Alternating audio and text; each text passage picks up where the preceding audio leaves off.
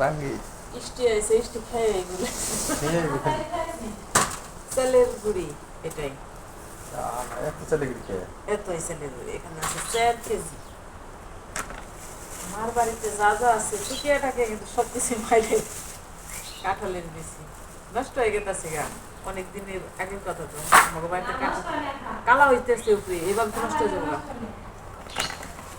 এটাই কি আম চেটলা না এটা তোমার পছন্দের জিনিস এটা পাট শাক গেছিলাম খাইবে তো গেছিলাম খাওয়াই পারি নাই ওটা দিয়ে দিছি বসে রাখে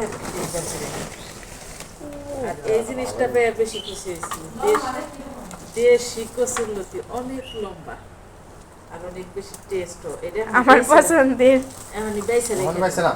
না বাইসে রাখো হ্যাঁ পাগল হন পাইছে তোমার চুল খাই দেবো তুমি এই যে বুক আমি কত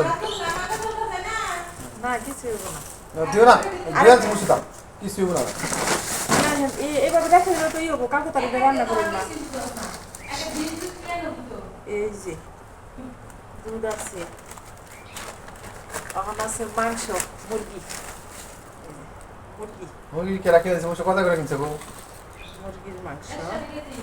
আমার মনে 40 টা এর মধ্যে আছে কাঁঠাল কি কাঁঠাল এটা রান্না করে খাওয়ার কাঁঠাল ওটা কেমনে দিছি এটা এইভাবে দিছি রান্না করে খেতে হবে ওটা লেবু আর এটার ভিতরে আছে লেবু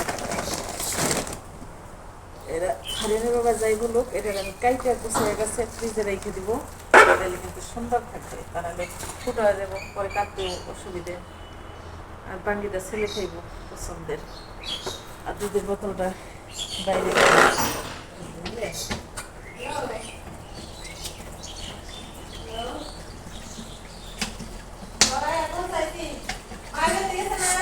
সব জিনিসই রাখার আগে একটু পরিষ্কার করে রাখলে জিনিসটা কিন্তু নোংরা হয় না ভালো থাকে সবার আগে রাখতে হবে চালের গুঁড়ি আর এই যে দুধ এগুলাই কিন্তু বাইরে থেকে নষ্ট হয়ে যায় আর মাংসটা আরেকটা পলিথিন দিয়ে তারপর রাখবো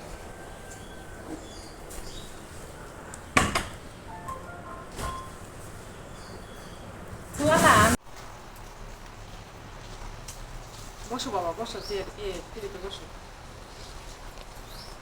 কচুরলতি খাইতে মজা মাছ মারলে খুব কষ্ট লাগে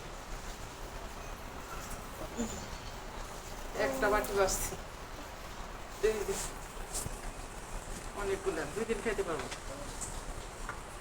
রান্না করে